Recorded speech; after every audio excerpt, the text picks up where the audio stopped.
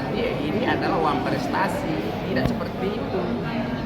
Bahwa kalau perbuatan melawan hukum itu bisa juga terjadi karena adanya kesepakatan. Ya. Kenapa dikatakan demikian?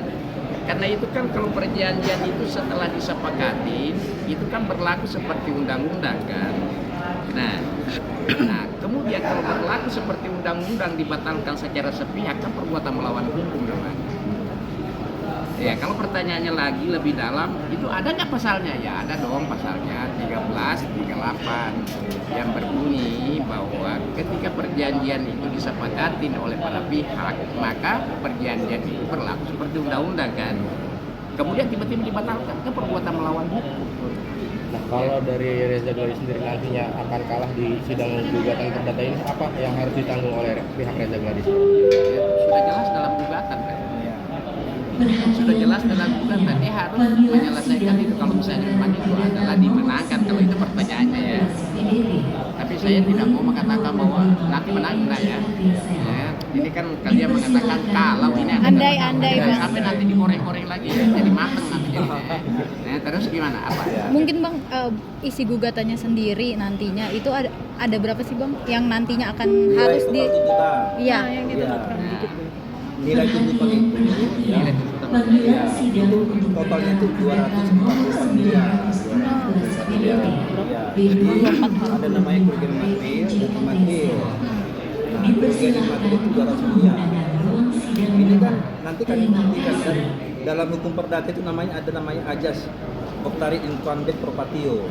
Jadi kalau siapa yang mendagangkan dia harus wajib membuktikan.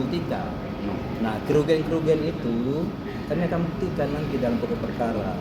Tapi kan hari ini kan kita nggak bicara pembuktian. Hari ini kita sidang perdana, yaitu pemeriksaan administrasi, legal standing, surat kuasa, kartu advokat, berita acara sumpah, dan informasi pelaksanaan mediasi selama 3 puluh kerja sesuai dengan ketentuan Perma 1 2016, Junto Perma nomor 3 tahun 2022 tentang prosedur mediasi secara elektronik. Itu agenda hari ini. Mungkin setelah adanya agenda perdana untuk administrasi ini akan didatengin juga untuk terkait Nikita Mirzaninya dan Reza Gladysnya sebagai tergugat. Akan dipertemukan nggak gitu Bang? Mediasi minggu depan gitu maksudnya. Iya, kan kita belum jawab hari ini ya. Tapi begini ya, kan kalau kita bicara proses mediasi kan kita nggak bicara pokok perkara.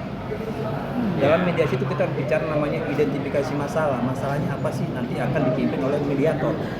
Ya. Terus kemudian ketika ditemukan oh masalahnya begini, baru dikasih solusi untuk mediator. Biasanya siapa yang terlebih dahulu mengajukan proposal perdamaian? Apakah penggugat atau tergugat? Nanti itu haknya mediator. Nanti pihak selanjutnya akan menjawab itu. Nah, kalau ada kesepakatan di situ, berarti kan ada perdamaian. Nah, kalau ada perdamaian, ya tentu kan yang mendatangkan berita perdamaian itu tentu prinsipal.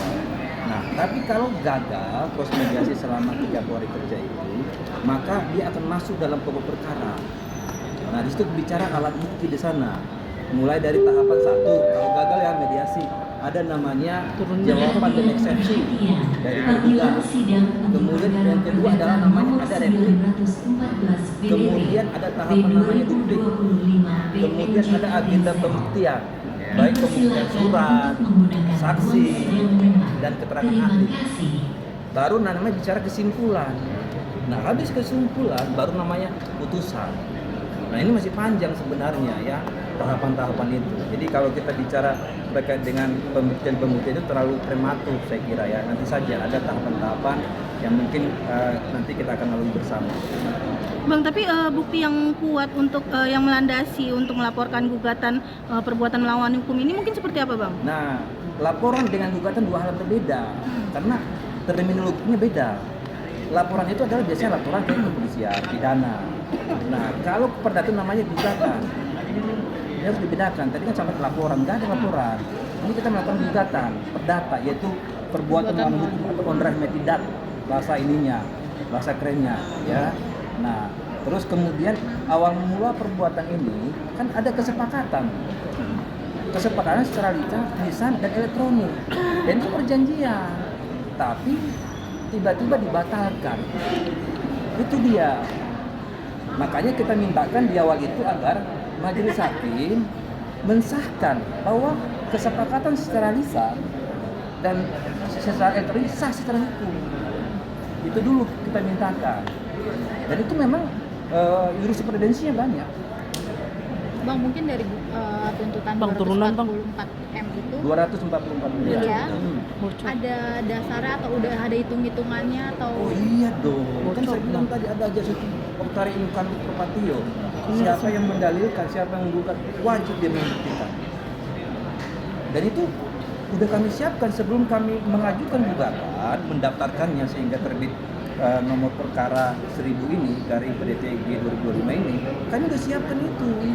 Jadi bukan bukti itu baru belakangan hadir, nggak boleh itu. Berarti 244 itu bukan asal sebut ya Bang, Oh, itu berdasarkan bukan. data atau gimana? Iya, berdasarkan data. Ada ikutan material. Itu dibuktikan, nggak boleh ngada-ngada.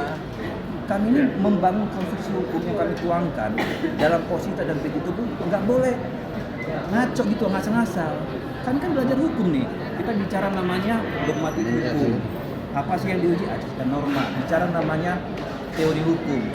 Pendekatan yang tepat terhadap perkara ini. Ada bicara namanya filosofi. Jadi itu kami sudah matang benar.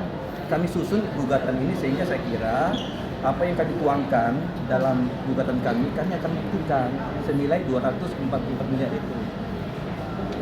Oke. Oke, jelas ya? Bang, nomor sidang ini mungkin urutan sidangnya nomor berapa, Bang? Nomor 1000 ya garing PDTG 2025. Nomor urut keberapa, Bang, untuk mulai sidangnya?